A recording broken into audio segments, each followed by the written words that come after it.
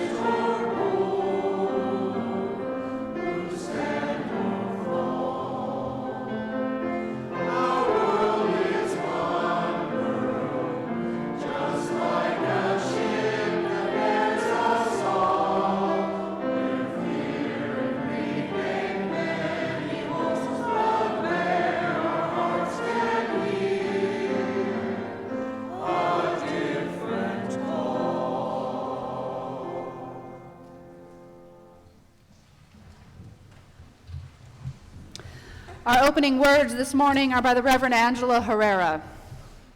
This is a prayer for all the travelers, for the ones who start out in beauty, who fall from grace, who step gingerly looking for the way back, and for those who are born into the margins, who travel from one liminal space to another, crossing boundaries in search of center.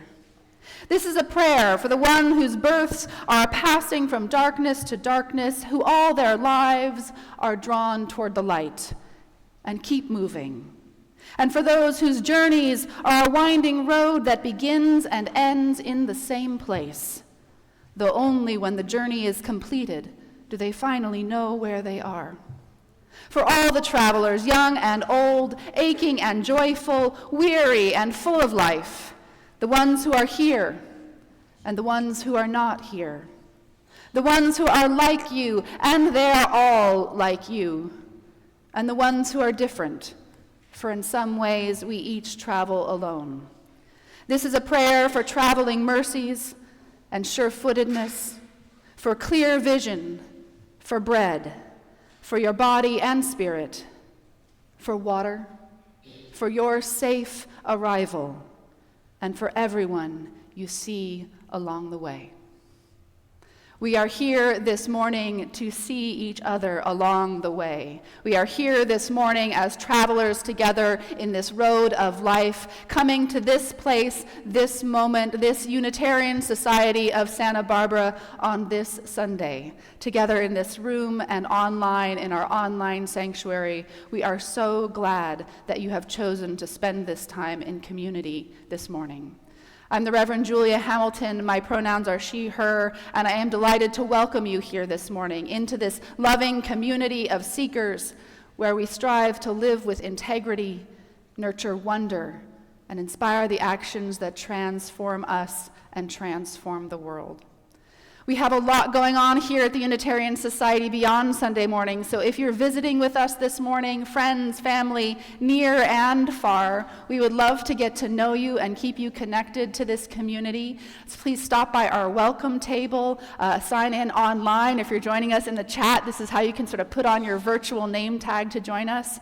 And on the second Sunday of every month, which is this Sunday, we have a newcomer orientation in the office right across the courtyard. So if you'd like to know more about the congregation, perhaps meet some other newcomers, go ahead and stop by in the office, visit Angie and some folks from our membership team, and we would love to welcome you. And if you feel like this might be your spiritual home, if you've been attending for a while and have decided that the Unitarian Society of Santa Barbara is where you want to be, we would love to welcome you into membership in this congregation. And you can sign the membership book at the welcome table, where we will help connect you to the ongoing life of this community. We have a lot of things coming up this week. In fact, I think every single day you could do something for yourself and the world here at the Unitarian Society. So take a look at that insert in your order of service. Take a look at that Friday email. We have our Taizé service, which is a contemplative once-a-month evening service, candlelight, simple songs, silence, a wonderful opportunity to take a breath in a busy world, because I don't know about y'all, but whew, it has been a week. And I can use that Taizé service. We have our Contemporary Issues Forum, very excited to be hosting the Dean of Santa Barbara City College on Wednesday here this evening to talk about what's going on in education in our community, which is sure to be a stimulating conversation. You can sing with our community choir on Monday. We have our young adults group meeting on Thursday. Just keep up with what's going on here, because this is a place where you can invest your spirit to make a difference. I am so glad you are here with us. So let's take a breath now. Whew. And arrive.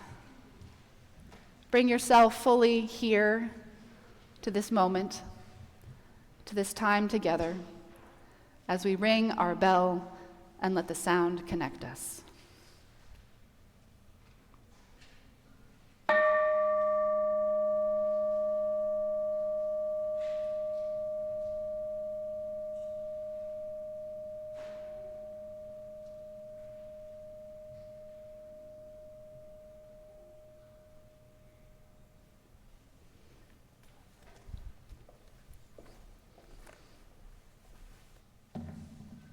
Good morning. If you're joining us in our online sanctuary and would like to participate, please type into the chat, "Chalice is lit," and the name of your street or town. While we cannot see the flames, we know they're burning bright throughout our far-flung community. Joining us to light the chalice this morning is Leland Reardon, one of the youth who traveled across the border to the La Cobina shelter. And the words for this morning's chalice lighting are by author and Unitarian minister Edward Everett Hale. And these words have special resonance for the people who've made the trip to La Cobina. I am only one, but still I am one. I cannot do everything, but still I can do something. And because I cannot do everything, I will not refuse to do the something I can do.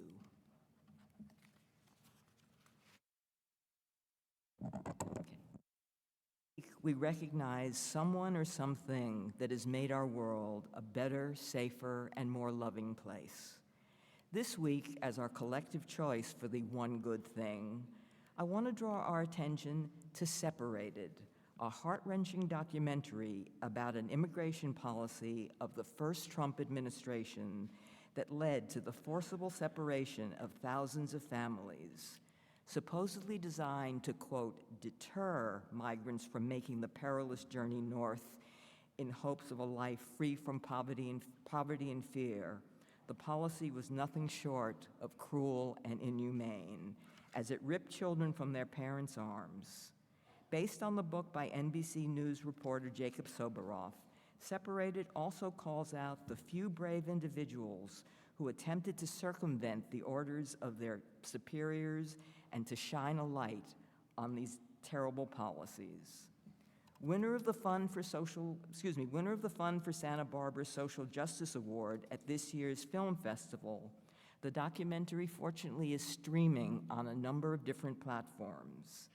And as you listen to our friends this morning reflect on their experiences at the La Cobina shelter, think about Separated and what each of us might do individually and collectively to ensure that family separation will never again become the cornerstone of our nation's immigration policies. Although this portion of the service is called One Good Thing, I can't resist adding a second noteworthy event. Yesterday, the sanctuary and parish hall were filled to overflowing, and hundreds of people were in the courtyard and on the streets to participate in a Stop the Coup program organized by Indivisible Santa Barbara. The resistance is alive and it is well in our community.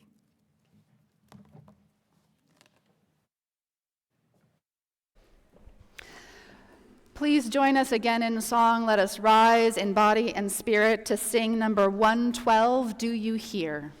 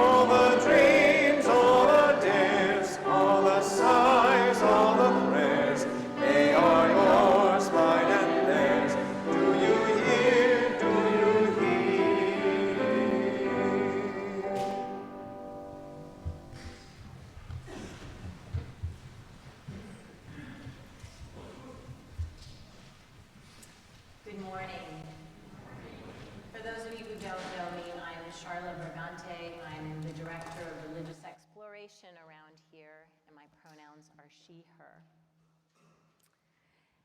Last month, an interfaith, multi-generational group of Unitarian Universalists, Episcopalians, and Catholics came together for a service trip to La Cobina Posada migrant shelter in Mexicali, Mexico. This is the 4th year members of our congregation have participated in this interfaith trip. We are invited on this trip and guided by Sister Suzanne Jabro, the Chief Inviter and Crossover Guide, that's her title, of Border Compassion, an organization whose mission is to invite faith communities to cross over at the border to offer a compassionate humanitarian response to families living at the Posada del Migrante shelter, which houses up to 300 people. There were about 80 people living there when we were there this year. Since that first year, I thought a lot about why we go on this trip, and I've come up with 3 main reasons. We go to provide financial and material support for the shelter, to bear loving witness to the stories of the migrants living there, and to be changed personally by the experience. We arrived in Calexico, California on Friday night in time for a late dinner. On Saturday morning, we met Sister Suzanne for breakfast in our hotel and talked about the day ahead. We divided into groups and took cabs to the border, each of us pulling a heavy suitcase full of art supplies, games, and other activities for the kids. At the US-Mexico border, we left our cabs and walked across. Border agents opened a couple of the suitcases for a cursory inspection. When we reached the Mexico side, we hopped into cabs again for the short ride to the shelter. We got right to work when we arrived and spent the day coloring, painting, making God's eyes with the children. We played cards, games, parachute games, and pato pato ganzo, also known as duck duck goose, and we learned new games from some of the residents. Adults shared their stories with the Spanish speakers in our groups, and our partners from the Church of the Beatitudes taught capacitar movements to help them manage the stress in their bodies. We ate lunch together, sang together, prayed together, and finished the day with a piñata. Children and youth at the shelter are not able to go to school. Other than a weekly visit from an English tutor and visits from faith groups, there are no organized activities available to them. On this trip, we also visited a graveyard. In Holtville, California, there is a cemetery that includes the unmarked graves of migrants who died in the California desert. We lit candles, said prayers, and left flowers for the people buried there. We were saddened to find that even in a cemetery, there was a wall separating us. The people we met at the shelter are from Mexico, Honduras, El Salvador, and Guatemala. They have come to the shelter because it was not safe for them at home. They were hoping to come to our country. You'll be learning more about our trip throughout this service, but right now, I'd like to invite Theo Patterson, the Director of Children and Youth at Trinity Episcopal Church around the corner, to share a story. Kids, come on up and join Theo. I know you're back there, some of you. Come on down, come on down. So I'm going to just say this as you're coming up. The people we met at the shelter are called migrants. That means they are migrating or moving from one place to another. And Theo is going to tell us a very old story from the Christian tradition about some migrants whose names you might recognize. Thank you, Charla. Are you guys ready? All right, let's get started. Mary held her baby close as she walked along the sandy path. They had already been walking for days, and she was so tired.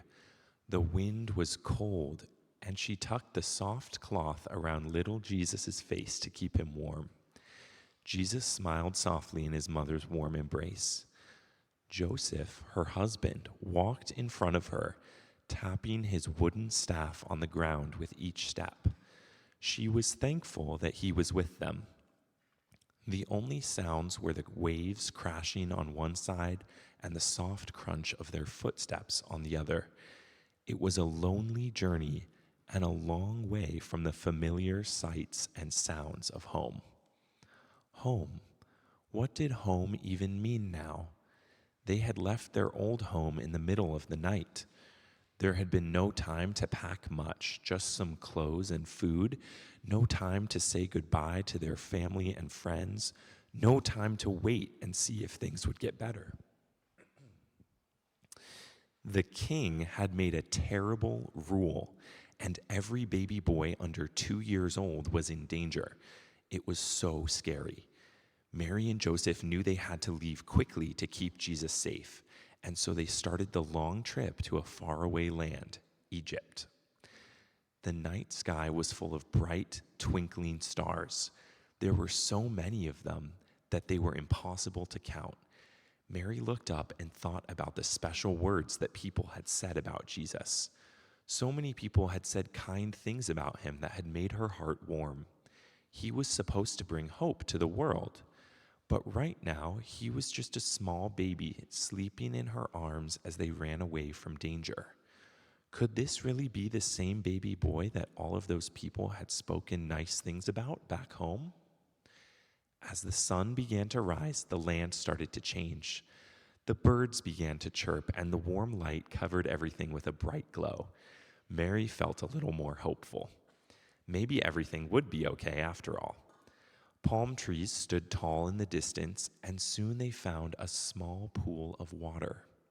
Joseph hadn't talked to her much throughout the night, but as they stopped at the small pool, he kindly reassured Mary that he was right there with her and that they would reach safety for their son. It was a long road, but Mary and Joseph were very brave. And they knew that they would do anything and everything to protect their son from danger.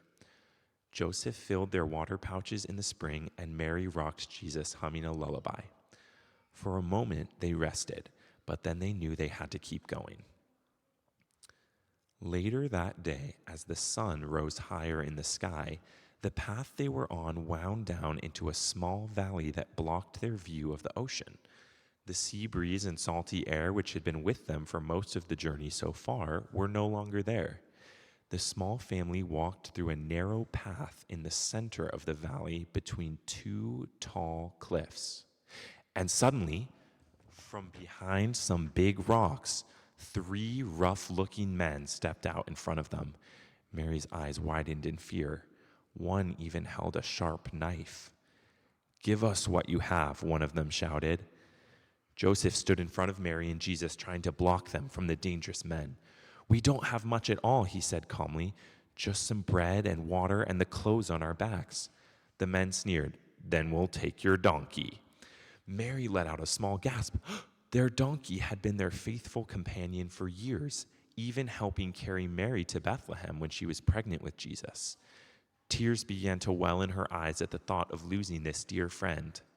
But before anything else could happen, a loud horn echoed through the rocky cliffs where the family had been stopped.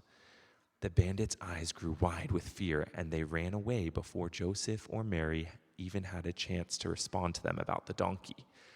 A moment later, Roman soldiers marched towards them, their metal armor clinking as they walked. Mary's heart pounded. She was glad that the bandits were gone, but these soldiers could be even scarier. Would they notice Jesus? Would they know about the king's terrible rule? A tall soldier pointed at Joseph. "You, carry our bags." Joseph glanced at Mary before stepping forward. The soldiers piled heavy packs onto his back, causing him to stumble. Mary's heart ached for him, but she was also relieved. They didn't say anything about Jesus, and maybe they hadn't even noticed the baby at all. For a mile, Joseph carried the heavy packs while Mary walked quietly behind him. She felt tired, afraid. Would the soldiers hurt them if Joseph couldn't keep carrying their packs? What if she wasn't strong enough to keep going? What if they never found a safe place? What if she should have just maybe stayed behind instead? Then baby Jesus stirred in her arms. Of course she couldn't have stayed behind. He was too special to take that risk. Mary held him closer and whispered, "You deserve more than this." Finally, the soldiers let Joseph go. He took Mary's hand and they kept walking. Egypt was still far away, but they had hope. They would keep going. They would keep Jesus safe, no matter what. Thank you. Thank you, Theo, and we'll sing our children out now.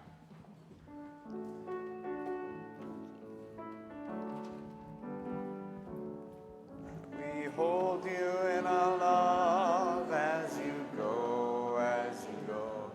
May your heart be at peace as you go to nurture the spark of your precious love. We hold you in our love as you go.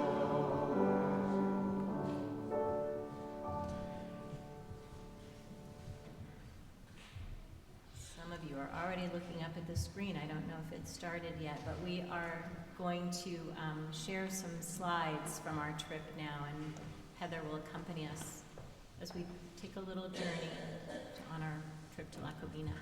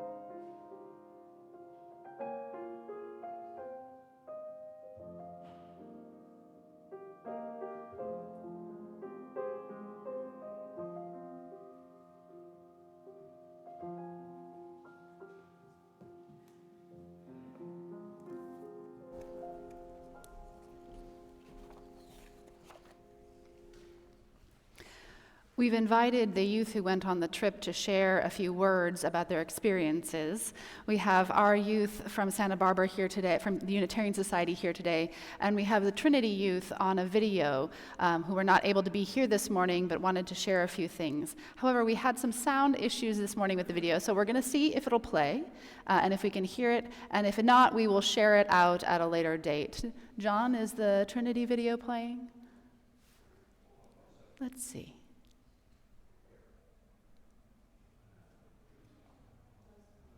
No sound. We will find a way to share the reflections from the Trinity youth after the service, but I'd like to invite our three youth to come forward to share some of their experiences.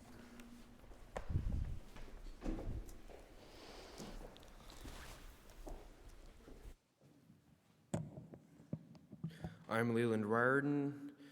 My most favorite memory of this trip so far is when we did Pato Pato Ganzo. Because Duck Duck Goose, how you have to go around in the circle, you're not allowed to cut through the circle. They would just jump over the circle after they said that you're the goose. And then after, if they got tagged, the person that got tagged by the goose would make the person that tagged them the goose again. So then it would be this treacherous circle of going back and forth, hoping not to get hit in the head when they jumped over you. And then we decided to play freeze tag, or tag, which, give or take, everyone was trying to go for us, and we were trying to go for them. Or then I would get tagged, and then I'd tag them back immediately, and then it would go like that for 8 minutes nonstop. Yeah, it's pretty chaotic.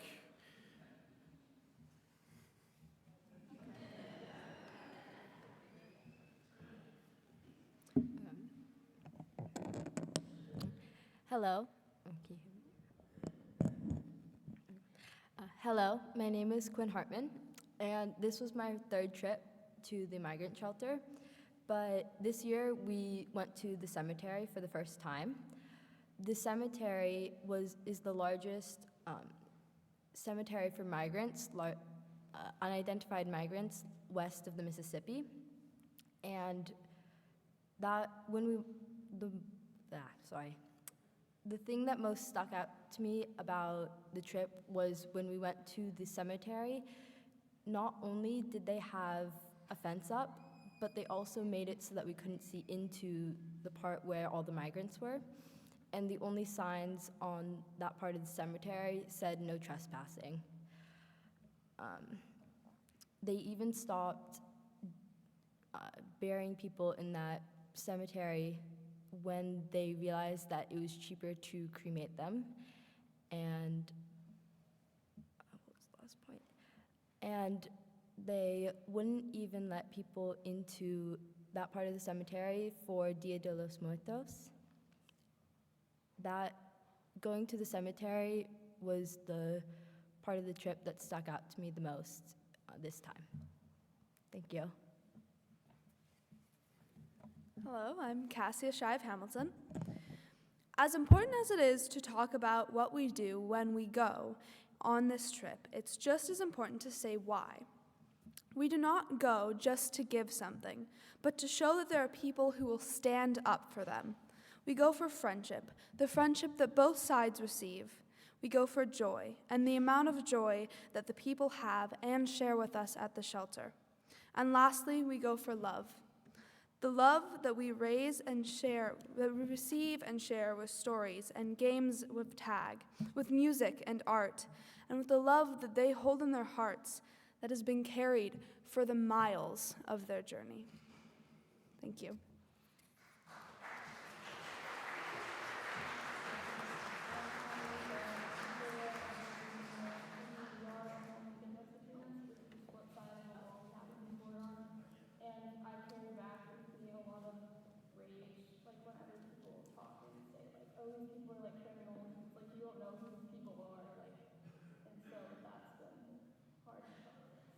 Thank you, Abby. Eliza. One thing that struck me was when we did the pinatas, after they gave us each bags of goodies to take home with us, and they were just sweets. And and I got struck by their generosity because they didn't have much, but they still tried to treat us as guests. Thank you, Alexa. Kata. So one thing that shocked me was also kind of like Eliza's, is how we were in their rooms, like when they showed us their rooms, and it wasn't very clean or like organized, but they still were so like very positive and just cared so much that we were there, and they just like always trying to be positive and stuff. Thank you, Kata. Mateo.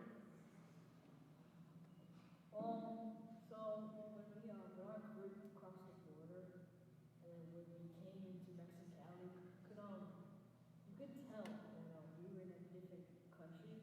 And there was a bunch more honking, and there was a lot more yelling, and like a bunch more people were like yelling. It was just different again. But it was also like more exciting, partially because like we were in a new country. But yeah, it was eye-opening for that. Thank you, Mateo. Claire. So this is my second time on the Mexicali trip, and I've spent a lot of time comparing how I felt the first time to the second time, and how the experience is one that I think everyone should experience.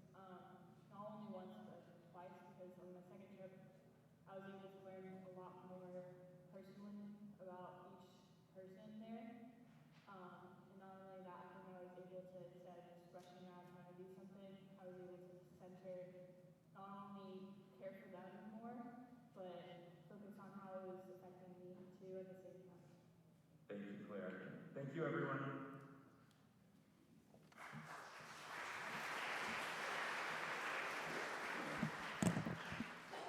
I now welcome up Mimi and Rory to share some of their experiences.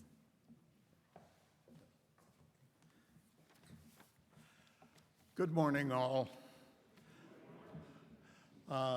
Mimi and I are going to be doing sort of a tag team presentation here.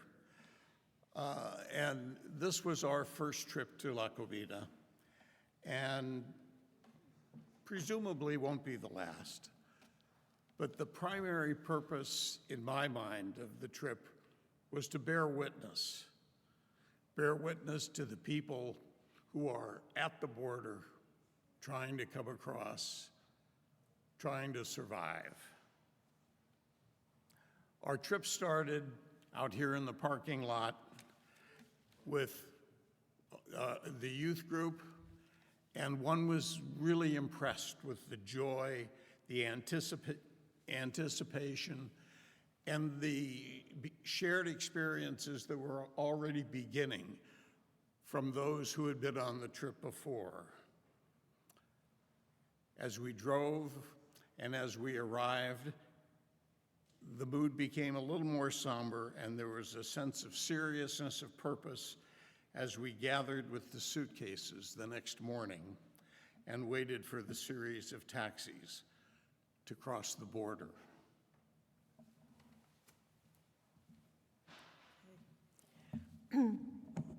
I wanted to share a little bit about the suitcase that I packed with. It was quite an experience for me going through generations of art supplies and items that I wanted to share with the residents at La Cobina. I actually took the watercolors that Diane Platt had left for me when she left here. You may remember she was a member, left a couple of years ago. So I took Diana with me, and I had 12 knitted hats that many were worked on by Susan Dempsey and Claire Chitello. So those items are on the heads, those knitted hats are on the heads of some of the residents in Mexicali. The other thing I wanted to share was that my ride with the taxi driver, I like to sit up front with the taxi driver so I can talk to them. And our driver, Alberto, was born and raised and lived all his life in Mexicali and has been driving back and forth between Calexico, which is the U.S. side, and Mexicali, the Mexico side of this large city, which was really just one city, and families live on either side and have been going back and forth for generations. And he's been driving that route for 30 years. I'll let Rory continue.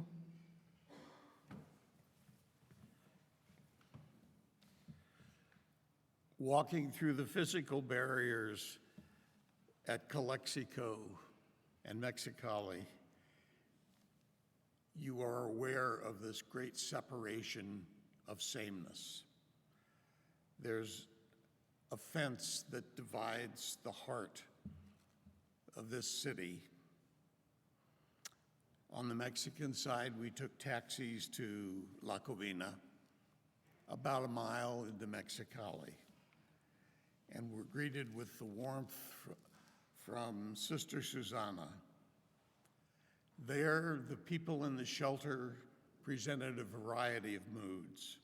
Small children playing joyfully and happily, some engaging, some not.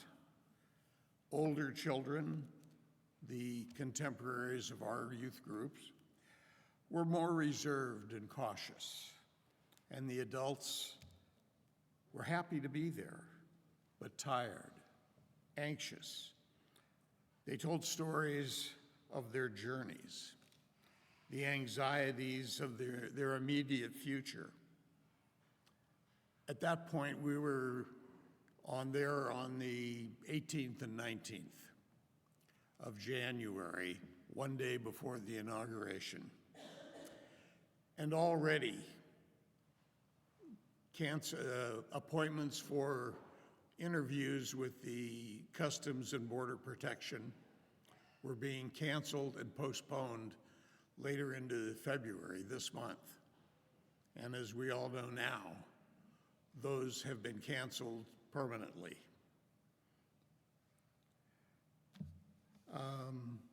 You saw the slides of the arts and crafts, the lunch of spaghetti, pizza, and sodas. There was an open-air kitchen with large pots for the surge of residents that have been there and that probably are to come. There were the cats. You saw some in the pictures. And then, of course, Pato Pato Ganso.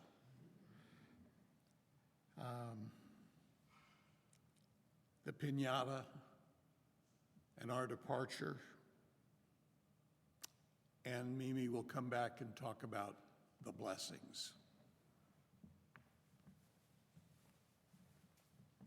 Well, I also wanted to share just a little bit about when I got there.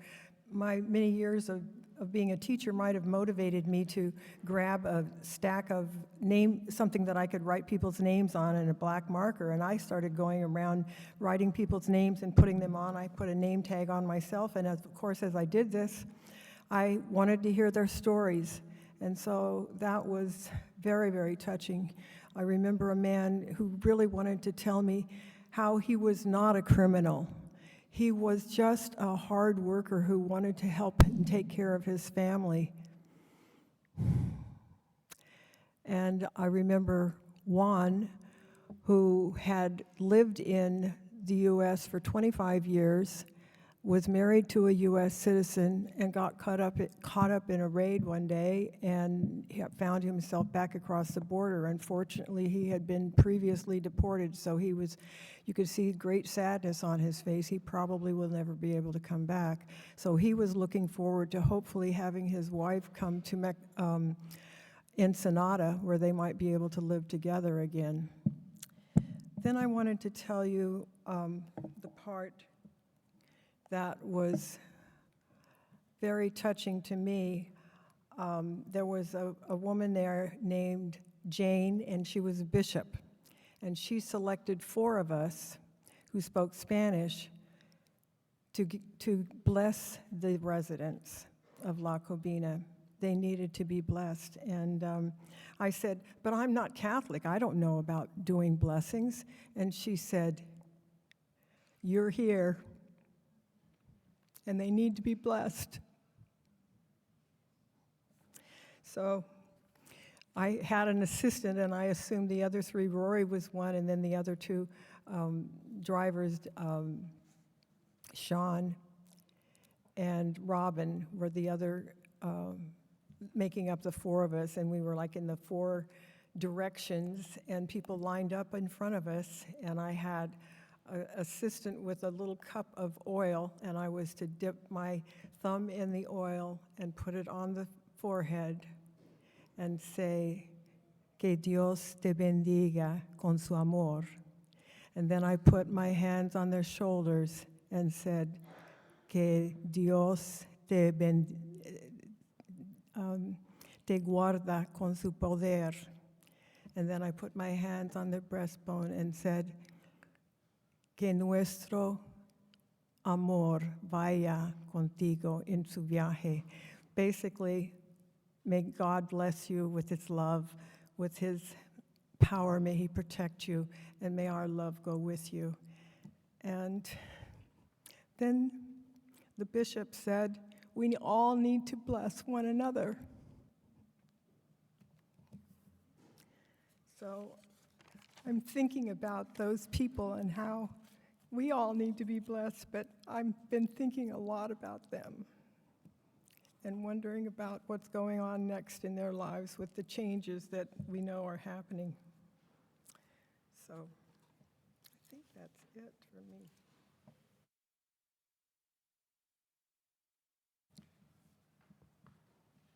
The ride back to the border, crossing through Mexicali, you see the poverty, but you also see hope. And walking through the line, there was a slide of that. And something that I wish was up now, but as you look at the line of people waiting at the pedestrian crossing, you see in the background the building that we're about to enter, and then above it, the wall that goes through the city. It's a large copper-colored fence. And if any of you are interested, after the service, let me show you my pictures that I have on my phone. Taxi back to the Hamilton Inn in Calexico. We shared reflections with one another and had dinner. But the next important point, and the final thing I'm going to talk about, was the cemetery. Very moving. Even in death, there was a wall separating the U.S. Deceased from the undocumented, unnamed migrants who were simply there as John Doe, Jane Doe, and Baby Doe. Thank you.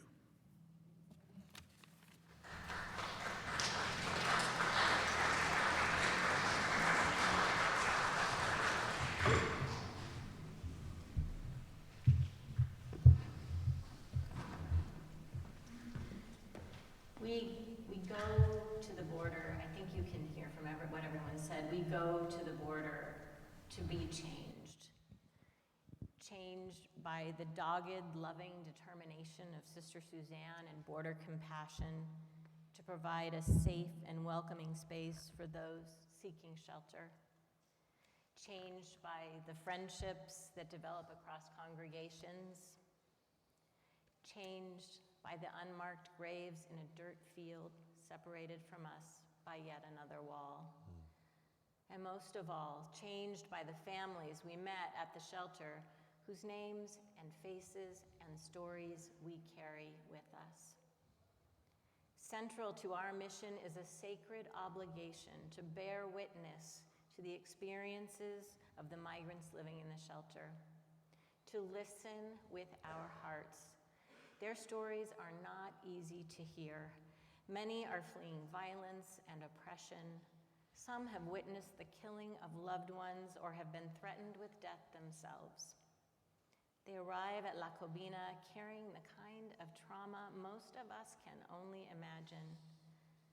And yet we are in awe of their courage and resilience, their capacity to welcome us, to step up and care for each other's children, and to find joy in these difficult circumstances. It was heartbreaking to say goodbye this year, 2 days before the presidential inauguration, knowing they were stranded at the shelter now with no place to go and little hope, and knowing they might soon be joined by deportees. We only spent a few hours with the people we met at La Cobina, but we carried their stories back across the border with us. And we have an obligation to share these stories, especially now that the U.S. has slammed the door on these most vulnerable people. Because they can't speak for themselves, we are called to make sure they are heard. We invite you to join us in a responsive prayer for the migrants we met.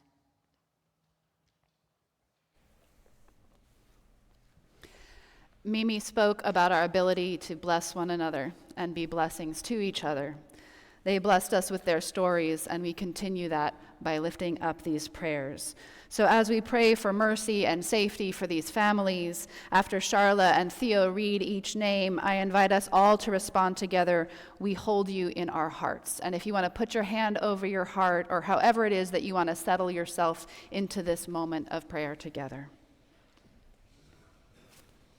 For Rosa and her grandchildren, David and Arlette from Honduras, who hope to reunite with the children's parents in the U.S. Their Customs and Border Patrol appointment was scheduled for February. We hold you in our hearts. For Denise and her daughter Camila from Mazatlan fleeing the cartels, we hold you in our hearts.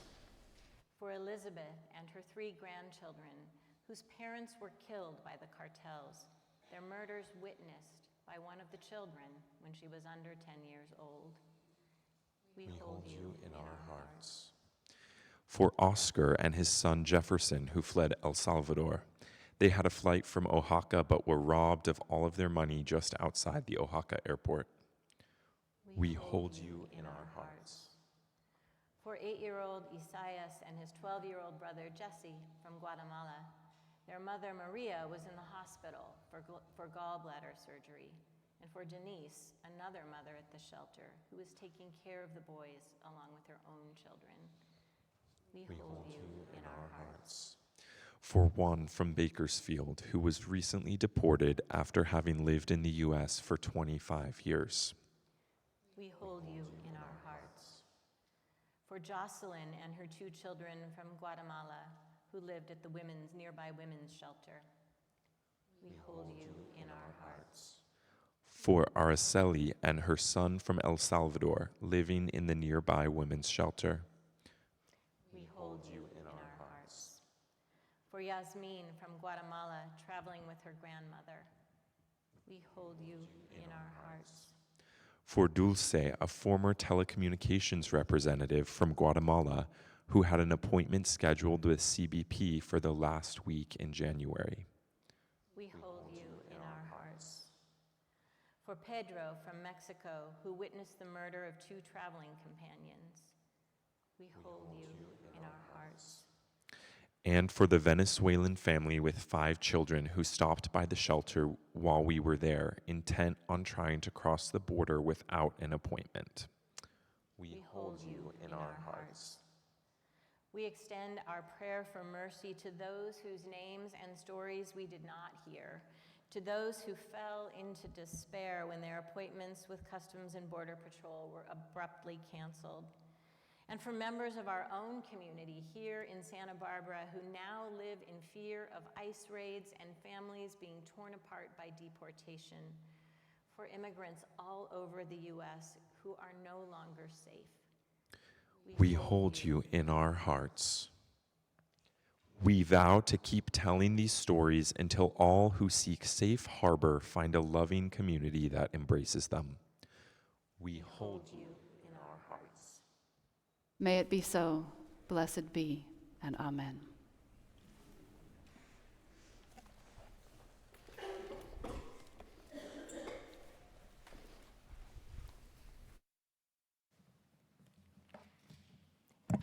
Every Sunday, the Unitarian Society donates 25% of the offering to support special projects and community partners that share our deepest values. This month, we're sharing our offering with PFLAG Santa Barbara. For more than 50 years, Nationwide PFLAG has provided peer-to-peer support and a wide range of resources to help families support, affirm, and advocate on behalf of their LGBTQ+ loved ones. To state the depressingly obvious, PFLAG services are needed today to a degree not witnessed since the organization began. Please give as generously as you can to ensure that PFLAG can continue its life-saving and soul-saving work. For those of you at home, the text to give number appears on your screen. And please join with me in saying the affirmation of gratitude and giving. Let us be grateful when we are able to give, for many do not have that privilege. Let us be grateful for those who share their gifts with us, for we are enriched by their giving. And let us be grateful even for our needs, so that we may learn from the generosity of others. I'd like to invite those who went on the trip to come join in with the choir here. We're doing Abre la Puerta, so you'll know. As you all know, our trip across the border is an interfaith trip. We traveled with our partners from Trinity Episcopal Church and the Church of the Beatitudes. We are stronger for these connections. Together, we can do more to support the shelter than we can alone. More money, more helping hands, more people to listen, more joy and compassion to bring. The teachings and values of our respective faith traditions guide each of us, but underlying any differences in our beliefs is the compassion and love that is foundational to all of our faith traditions. We share stories, chalice lightings, and prayers with each other, and we learn that what binds us and the people we meet in Mexicali is much stronger than what separates us. Love knows no borders. Last year, Ruby, one of the youth from Trinity who unfortunately was not able to join us this year, taught us and the migrants a song called Abre la Puerta, Open the Door. We sang it at the shelter again this year. This song, written by local singer-songwriter Glenn Phillips, has become a theme song for our annual La Cobina trip.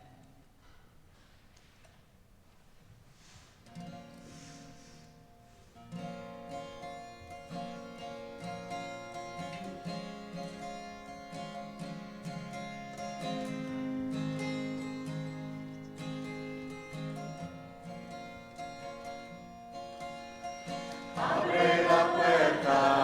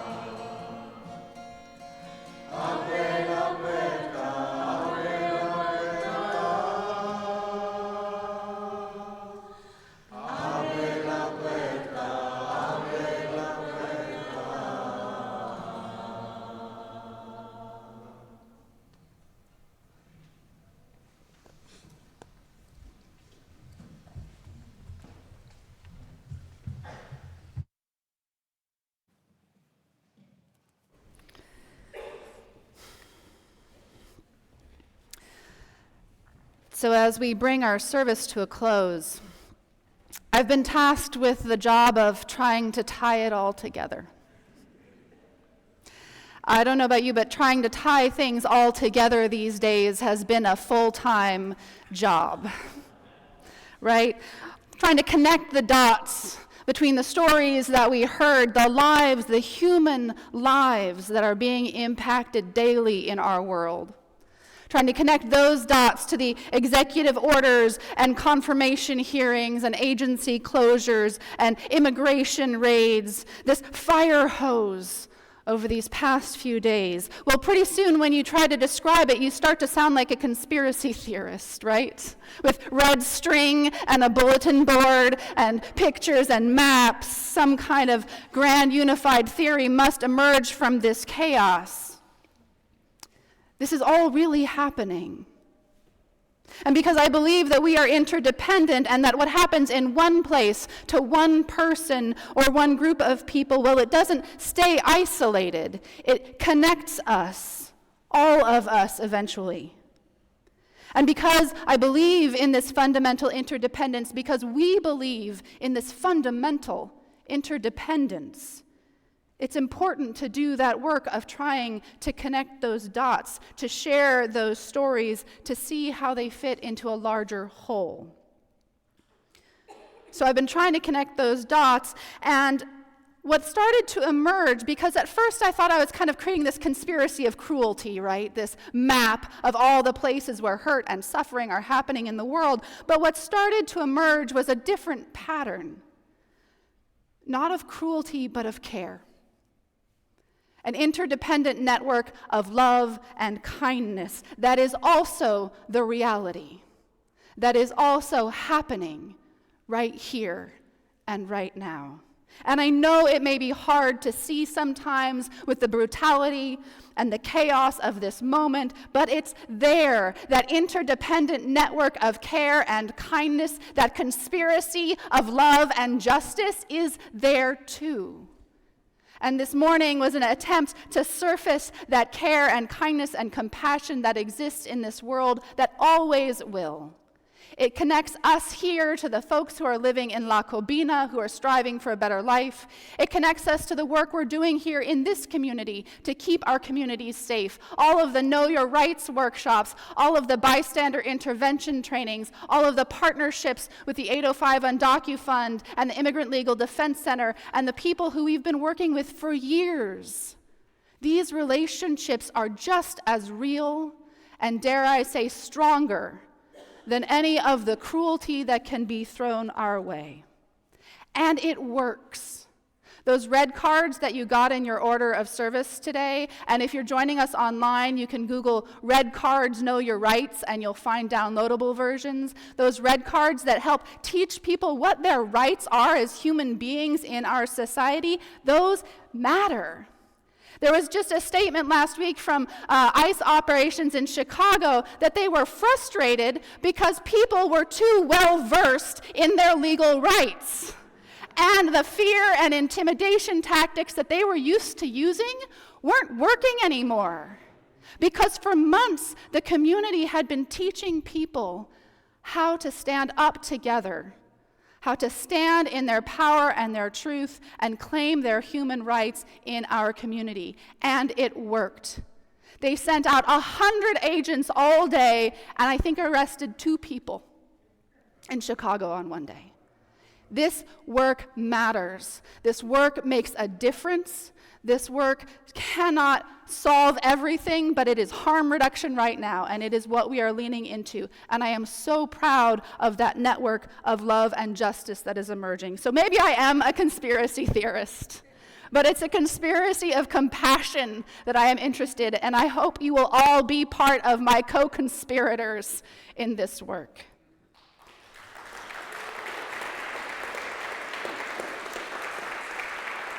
Because as we are seeing more and more, it is not just us. It is thousands, it is millions of people in this nation who do not accept hate and fear as the final word and who will fight for what we love. We are here and we are not alone, and we are strengthened by our community.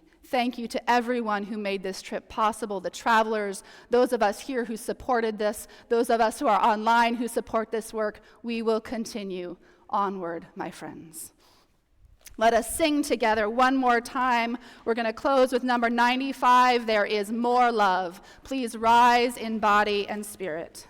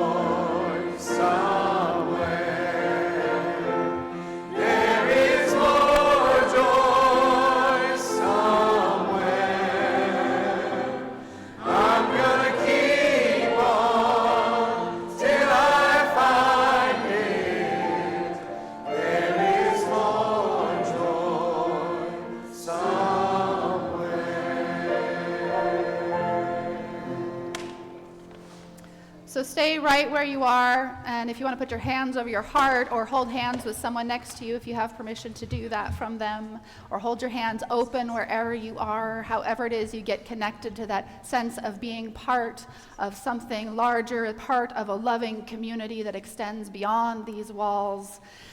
And as you go out into this beautiful and heartbreaking world, may the light of love shine upon you, out from within you, be gracious unto you, and bring you peace.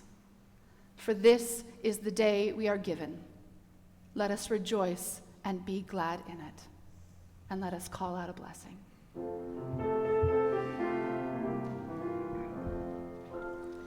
Call